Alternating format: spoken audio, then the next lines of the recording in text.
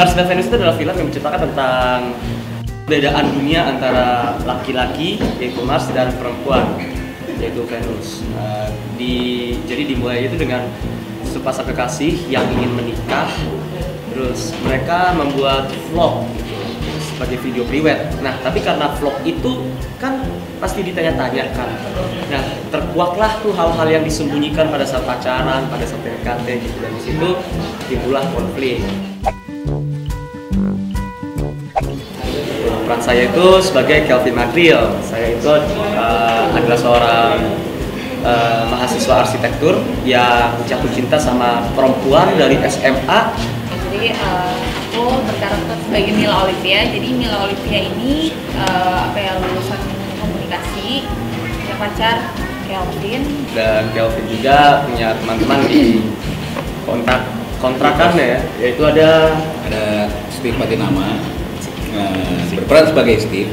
Dia ini sahabatnya Kelvin. Nah di samping gua juga, di samping Steve ada Martin Anugrah, berperan sebagai Martin Tambu Bolon.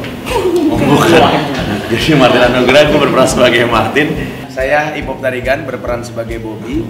Saya adalah perwakilan para jomblo yang tidak punya pacar.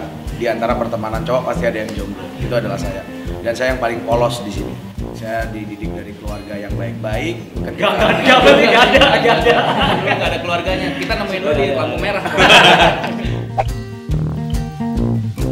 Kalau film-film biasanya tuh hanya mengedepankan apa yang terjadi, situasinya seperti apa. Tapi kalau ini kita bisa tahu why-nya dengan dibagi lebih detail. Jadi sebenarnya ini jauh lebih detail dibandingin satu film yang cuman ada kejadiannya seperti ini aja loh. Oke, solusinya seperti ini. Biasa kan gitu filmnya. Tapi ini dibalik pemikiran itu, dibalik kejadian itu dijelaskan, tapi dengan cara yang sangat menghibur sih kalau menurut kita ya. Dari bungkusannya pun kalau gue udah nonton dua-duanya, feel-nya tuh beda. Ini feel cewek banget, yang ini feel cowok banget. Mulai dari coloringnya pun berbeda, scoring musiknya pun berbeda. Jadi yang kita dapetin tuh akan beda. Pada saat orang nonton film Venus, part Venusnya tuh orang diajak ke perspektifnya seorang cewek. Iya. Sebaliknya juga yang cowok nonton part cowok itu pasti diajak ke perspektifnya. Bagaimana ini dua gender ini melihat sesuatu, misalkan menanggapi sesuatu ya dalam kehidupannya, misalkan nikah gitu. Ketika nikah cewek-cewek yang seneng, kalau pas di cowok tuh yang kayak nikah kayak sesuatu yang besar. Ya kalau teman-teman cowoknya kan pasti nikah, yakin udah siap, lu yakin cewek lu tuh kayak gini-gini, lu yakin udah siap seumur hidup sama cewek kayak gitu. Kalau cewek-cewek gue diajakin nikah, congratulations baby, congratulations sayangku, ya ampun akhirnya lu nikah ya, gue turut happy buat lo itu. Kalau cewek sportif, kalau cowok dari awal dibagi skrip itu tuh skripnya tuh sangat drama awalnya. Karena direkturnya pun cewek. penulisnya Cewek. Gitu. Jadi pas kita lihat skrip awal pas masih reading, mulai isiin komedinya itu situ, kita diberikan kebebasan, enaknya seperti diberikan kebebasan, dan mereka pikir mereka menyesal. Ya, karena perubahan draftnya lumayan banyak ya. Habis reading ini berubah draft 3, habis reading lagi draft 4. Setiap reading pasti ada perubahan. Sampai di proses editing pun itu ada sedikit perdebatan. Oh iya. antara produser yang cowok dan sutradara yang cewek gitu. Iya. Jadi Mbak Hadrah itu misalkan lihat pas part cowok dia bilang ini buang, disuruh buang nih gitu. Terus pas menit kedua produsernya ngeliat, oh enggak ini pakai gitu. Dan itu terus-terusan gitu. Dia bilang buang, bilang pakai, editornya gila.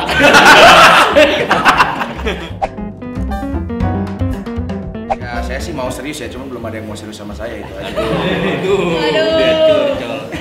Ya kalau dipertemukan lagi di next project, kalau misalkan dapat yang serius gitu ya, mau nggak mau ya kita harus tetap itu karakter. Kalau misalkan dituntut serius, tapi yang pasti untuk take awal itu banyak pengulangan yang pasti sih.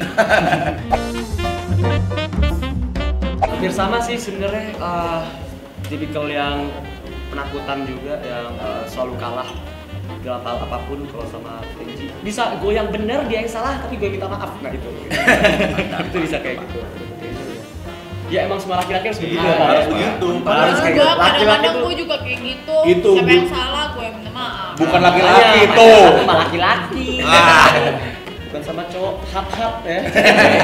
Bukan cowok hap-hap. Menikah.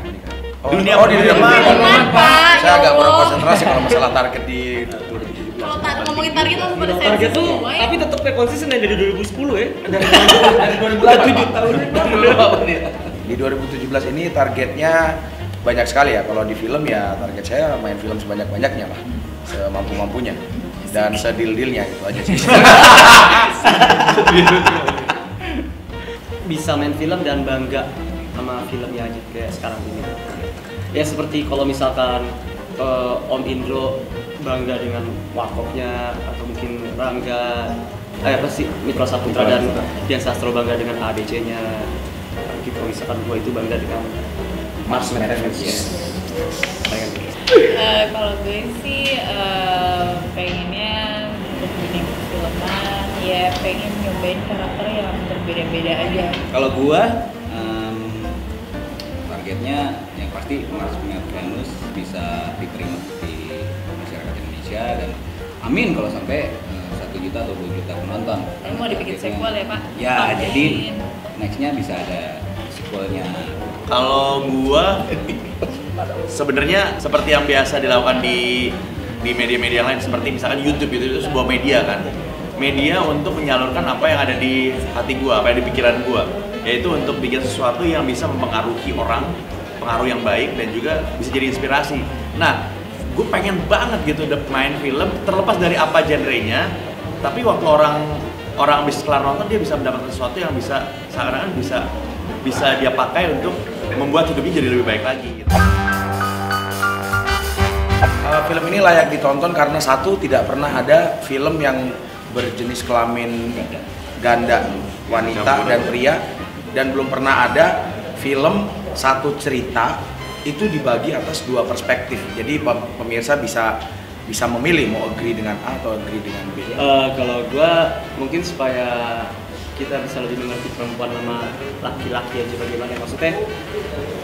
Iya, perempuan pasti ada pertanyaan tentang laki-laki dan laki-laki juga selalu ada pertanyaan tentang perempuan, dan pertanyaan ini nggak habis-habis gitu apa lebaran kodok. Jadi kalau misalkan nonton film ini mungkin dengan misalkan perempuan yang nonton versi cowok lebih mengerti, oh cowok tuh begini ya.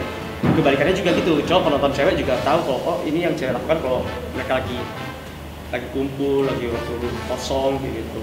Kenapa aku nonton film ini? Karena filmnya fun.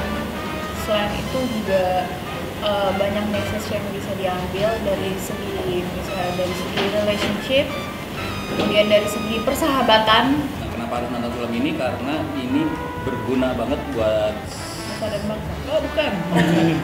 buat dalam berpasangan, karena semua orang pasti pernah mengalami pacaran dan semuanya pasti pernah mengalami ribut.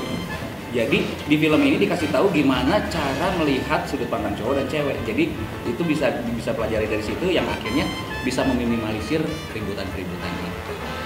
Ya, kalau gue kenapa harus nonton film ini? Karena ini film yang menurut gue bagus banget untuk bisa dinikmati tanpa lu harus pikir secara keras gitu. Apa ya sebenarnya? Tapi tanpa lu sadari, lu membawa pulang sesuatu di hati lu. Jadi lu just enjoy aja filmnya, lu akan happy, lu akan ketawa, lu akan bisa terbawa, bahkan lu bisa menitikkan air mata tanpa lu sadari. Saksikan Film Mars Venus di bioskop tanggal 20 Juli untuk par cewek 3 Agustus untuk par cowok. sampai jumpa.